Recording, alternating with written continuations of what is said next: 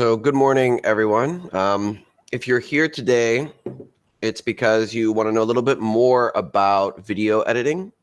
So last week we had a sort of beginner's introduction to iMovie. And there were a lot of people who said that they wanted to know some more advanced techniques, or maybe they wanted to ask some questions about things that they were working on, or share something they were working on. So the purpose of today is to build off of what we did last time. So if you were not here last week, that should be fine. We just really covered the basics of getting into iMovie and beginning to edit videos. So I want to take a little bit of a closer look at some of the features. And then I'm actually going to be switching over to Final Cut Pro, which, like I mentioned before, is the more advanced application for the Mac that gives you a lot more control over what you're creating. So I will be showing some of the differences between the two applications. And hopefully by the end of today's session, you should feel comfortable enough giving Final Cut Pro a shot, installing it if you want to have, again, more creative control over what you're editing. A lot of people get frustrated with some of the limited features in iMovie. So I'll be showing you how to get around those by installing and using Final Cut Pro. Let's go ahead and I'm going to switch back over to iMovie. And what I've done is I've added more video clips that I had taken when I was working with my 8th grade year-long students. I gave them a video editing assignment. And what I did was I used my phone camera and I filmed a bunch of clips from my daughter's nursery. And I gave those clips to the students in a folder. And I said, I want you to edit those clips together any way you want to, just to make a 60-second video showing me that you're able to use the features of whatever video editing software that you're using. So they needed to put those clips together, add transitions if necessary, titles, modify, color, stabilize some of the video, things like that. So I'll just be using those because it's easy for me to throw them into my timeline and to look at some of the features more closely. So once again, very easy, drag clips into the timeline. And what I want to do is I want to take some more time to walk through the features up here at the top, because these are what you would consider, again, the advanced features.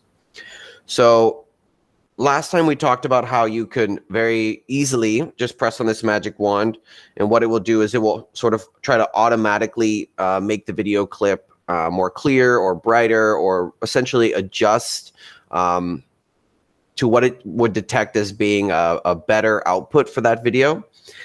Most of the time, you can get away with just doing that. However, I'm going to be showing you, so I'm going to click that off. I'm going to be showing you what each of the things that it does, how you can modify those individually. So let me just put a couple more clips in here. Yep.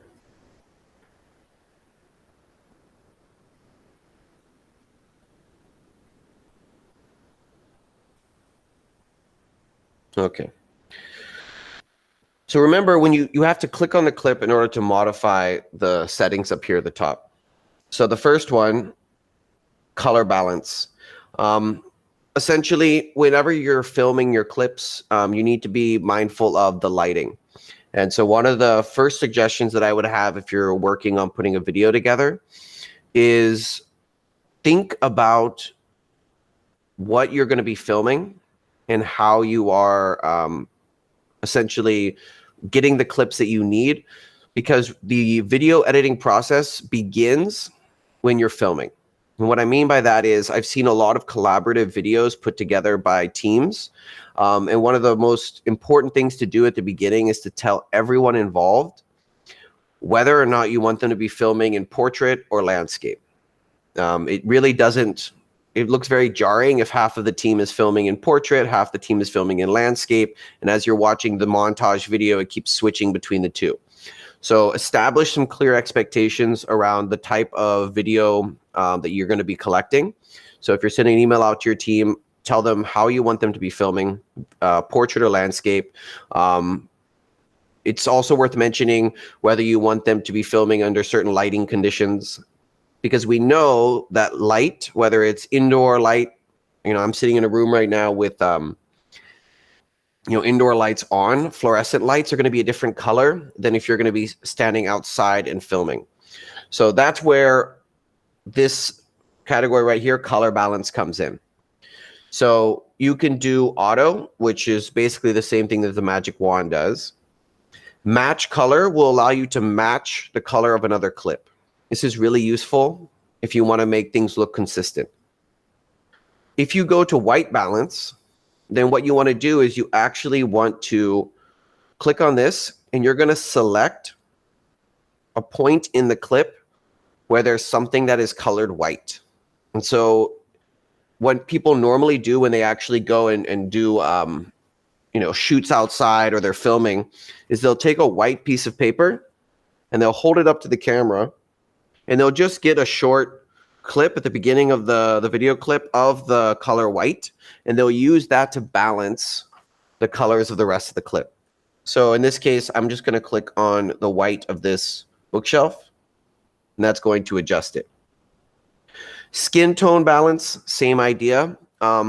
You can, if you have a person in your scene, you can click on that, and then you can click on their skin tone, and it should balance the colors to make it look more natural. When you are filming, I really recommend to have as much light as possible without creating really harsh and strong shadows. People talk about this a lot in film. They say if you want it to look like film, to make it look professional, you have to light it like film. And it's much easier to darken a very bright clip than it is to brighten a very dark clip. And I think we've all probably seen that before. When you try to increase the brightness artificially of a clip, it can make it look really grainy. So we don't want that. The second thing over here that I want to show you is the color correction. And again, these are all settings that are best if you sort of play around with it yourself. You can, over here on the right side, you can change whether you want to make the clips cooler or warmer. And modifying this can really change the feeling of your video. Over here, you can adjust saturation to make the colors brighter and pop more, or to desaturate the clip. And then this is a lot more complicated. This is something you really have to play around with, but it adjusts the difference between some of the darker areas and the lighter areas, the shadows and the highlights. We went over, we talked about cropping last time. In iMovie, you have these three options here: fit, crop to fill, and then the third one, I'm hoping that some of you are familiar with this, Ken Burns. Essentially, what it does is you can change the starting and the ending zoom. And this became famous from the documentary director Ken Burns, and he used this technique, and now it's named after him. But essentially what you do is you look at where it says start. You say, you know what, at the start of this clip, I want to be looking at this, and by the end of the clip, I want to be looking at a different section or portion of the screen. And when you view that back, you'll see that it gives a very gradual zoom.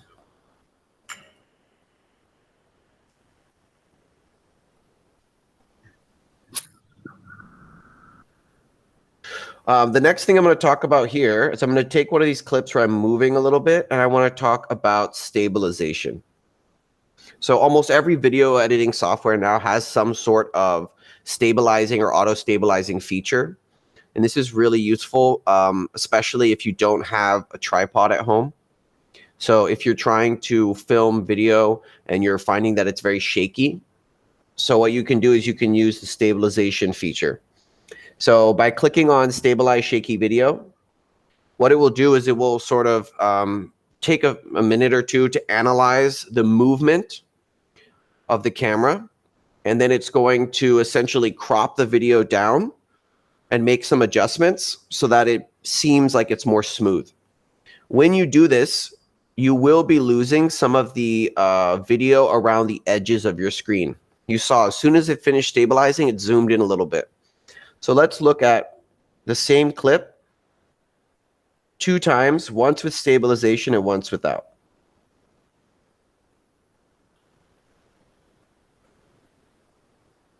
So the first one's going to be without stabilization. And you can see it's not super smooth. And the second one, although now that I'm looking at the video playback on Google Meets, it's not exactly that smooth because it's lagging a little bit, but the idea is that it actually does quite a good job of stabilizing the video clip for you. And you can further increase how much you want to stabilize, but the more you increase this, the more you're going to be losing parts of your video. So just be mindful of that. If you have something important on the edges of your video clip, you run the risk of losing that the more you stabilize. The next thing up here, and it's a really common challenge that we see with people trying to create videos at home, is audio. You'll see it often where people have filmed video clips and the audio is either too quiet, too loud, too much background noise. There's a lot of issues. Even if you're filming indoors, the sound that an AC can make or a fan can make can be very distracting, especially if you're trying to get dialogue in there, if you're trying to say something into the camera. So the first thing that I would suggest to all of you is, beginning in the filming process, try to use an extra microphone.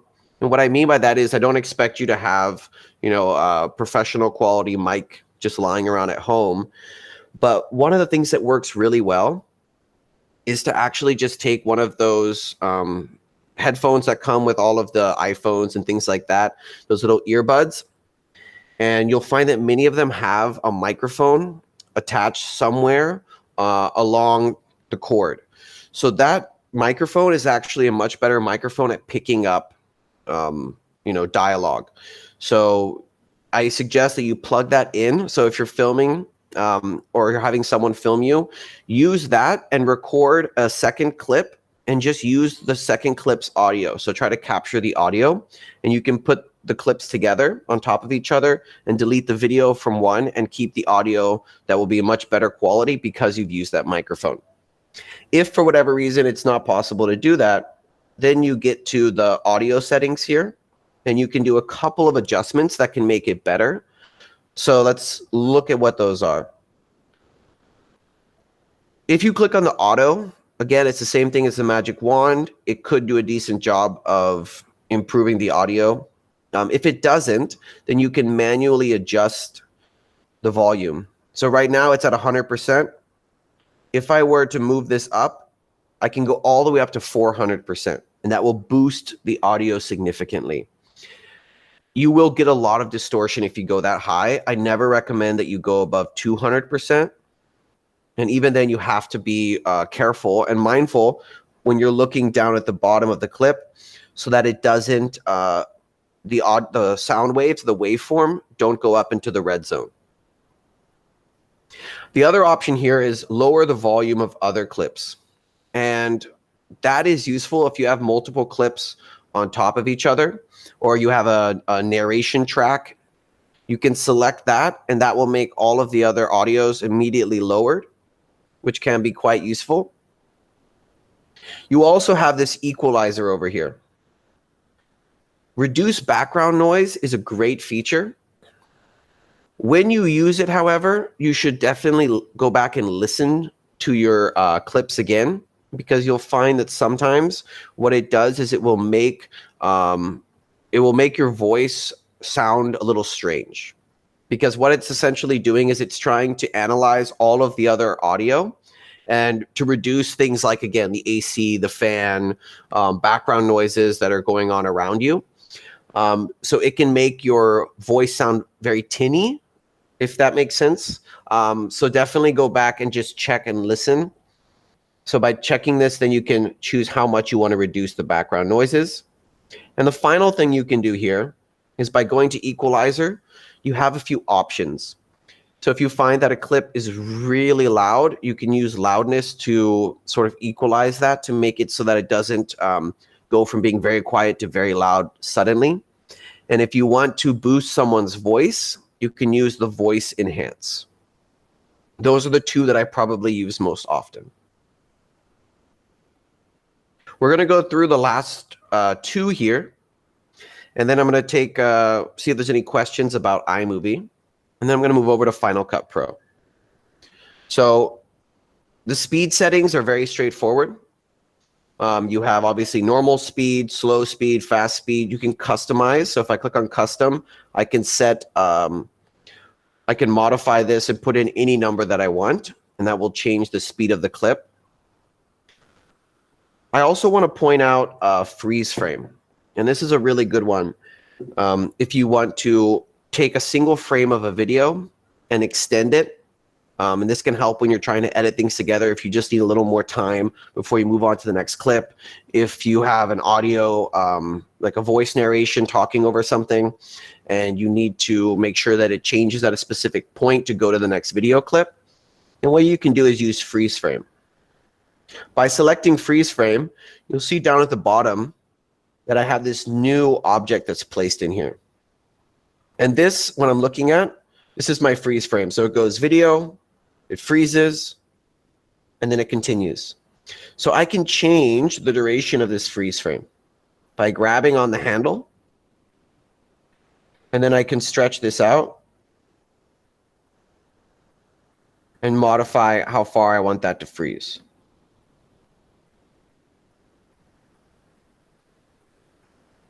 So if I watch it, the video is moving, it freezes, and then towards the end here, it resumes its movement. And remember, anytime you click on a clip, you're able to see how long the clip is down there. So if you know that you have 10 seconds of narration and you need to make sure that this video clip is 10 seconds long, then as you're dragging this, you can see it changing until you get to 10 seconds. And you know that that's going to fit your audio perfectly. Now, the last thing I'm going to show you in iMovie, and we just briefly looked at this last time, was the clip filter and the audio effects. So by clicking on this, I'm going to open up, it will open up this window here that will allow me to see previews of what my clips will look like with different effects.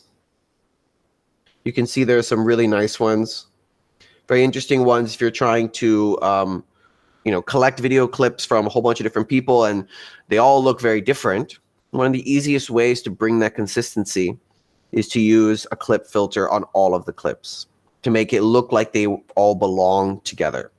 Or if you're putting something together for your students that's related to a specific unit of inquiry or theme or project, and you want to give it a certain feel, then you can use the clip filters.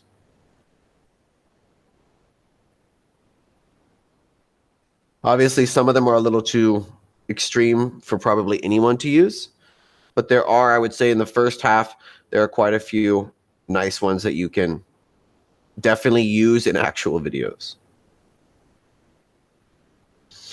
And the final thing here is the audio effect. I've used these occasionally, not that frequently, because I find that while kids love to use them,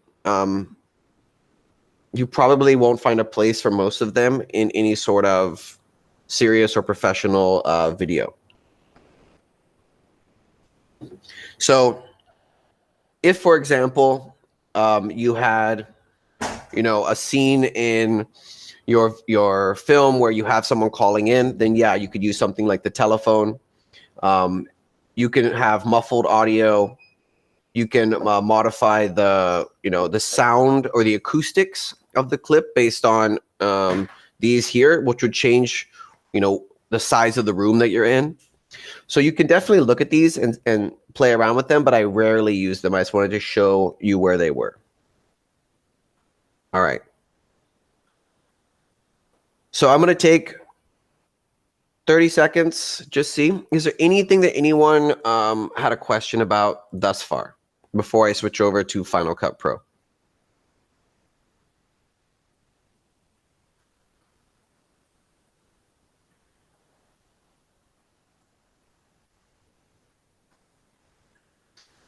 Yeah, that's actually a really good question.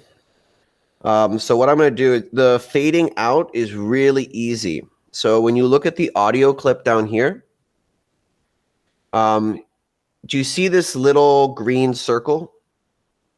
That's when I hover over, you get like this little green circle right there. So what you do is if you grab that, it says fade audio in. So if you click and you hold and you pull to the right, you begin to see it's doing something to my clip. And essentially what it does is it will ramp up the audio. So that is how you would do like a fade in effect. And then again, if I went to the end of my audio clip and I looked at the same dot and I pulled it in the other direction, then that would be fading out. Does that answer your question, Nilu? Yeah. Definitely. I mean, it's a really quick and easy thing to do, but it would certainly make your videos much better because, again, a lot of times when we see people putting videos together, the audio just hits you in the face, right? Right at the beginning of the clip, suddenly the music starts, it's really loud. So this just fading in and out, it's a very simple technique, but very effective. All right, I'm gonna move on to iMovie, sorry, Final Cut Pro. And immediately, I want you to just take a second to look at the interface of Final Cut Pro. And just coming from iMovie, you'll probably see a lot of similarities. You'll see that at the bottom here, we have the timeline. Same concept. You drag things into the timeline. You drag clips. You drag audio. Up here, you have your media library with all of your clips. Over here on the right, top right, you have your your viewfinder or your preview window where you can see what your viewer is going to be seeing. And down here at the bottom, and this is something that can be hidden, but I have it open right now, is the effects browser. So let me just put this away for a moment. So one of the major requests that people had is they wanted to do a video clip that had multiple videos sort of side by side, like a montage. And in iMovie, unfortunately, it's not really possible to do more than 2 videos at a time without going through a very long process of saving and then importing again. So instead, if you wanted to do something like that, in Final Cut Pro, it's very simple. So I'm going to walk you through that. So what I've done is I've taken an image that has a frame layout, like a collage layout. And what I'm going to do is I'm going to map 5 video clips into those different boxes for you. So the first video clip I've already done, and you'll see that I've placed it inside of that box. And I'm going to show you how I did that. So what I'm going to do is I'm going to find another clip, and I'm going to drag it above and place it there. And right now, this video clip is enormous, and it's covering up everything else. I'm going to show you how we're going to change that. But I think you probably already have noticed here, in iMovie, you can only have 2 clips on top of each other. And already in Final Cut Pro, we have 3. And as I go through this, you'll see you can add even more. So clicking on this, looking down at the bottom left, you'll see that there's something that says transform. And this allows me to scale the video clip with a lot more control than I had in iMovie. So grabbing the corner, I can scale down. I can move and adjust my clip. I'm going to show you, as I'm scaling it, I'm going to try to place it on top of that box there. Now you're probably thinking, this is fine, Alex, but you've completely covered up half of this other video and half of this other frame. So let me show you how you can adjust that as well. Up here, this is called the inspector. And if I click on the inspector, it's going to give me more information about my clip. Now, I know there's a lot to see here, but all we're going to be looking at right now is crop. So I want to crop part of the right side of the video and part of the left side of the video. So as you would imagine, I'm going to look for left and right and watch what happens in real time as I move this slowly to the right. You'll see that it's cutting exactly parts of the left hand of my video. So I can adjust this until it's right on that frame, that border. The same thing with the right side of the video. And there you have it. So if I go back and I preview,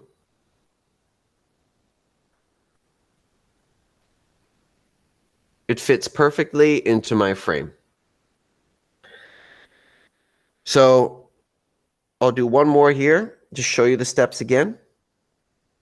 I add my video clip on top. I make sure that I have the transform option here selected. I grab the corner. I scale it down. Let's put it down in this bottom one here. Okay. And because I've lined it up this way, actually, I'll just put it more in the middle. There we go. And then looking at crop, I'm going to crop a little bit from the right and a little bit from the left.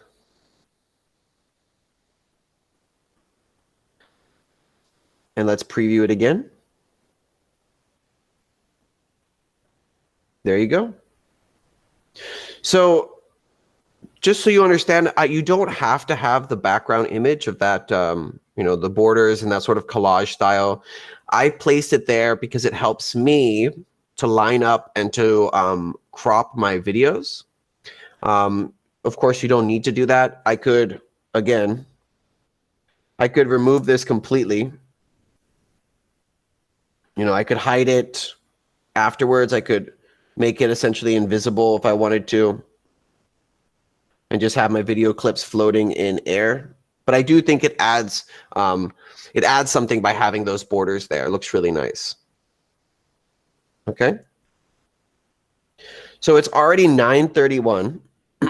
I feel like maybe these 30-minute time blocks are maybe too short to do video editing stuff. And I know we just sort of scratched the surface of Final Cut Pro, but I will be stopping the recording in a minute. And the plan is to actually keep this room open, and I will be here for the next half an hour. And during that time, if you have specific questions, something you want to get some help with, it doesn't have to be exclusive to video editing. If there's something else that you need from the EdTech team or some support, then you're welcome to share that, and we'll do our very best to sort you out. All right. So thank you so much. I'm going to stop the recording.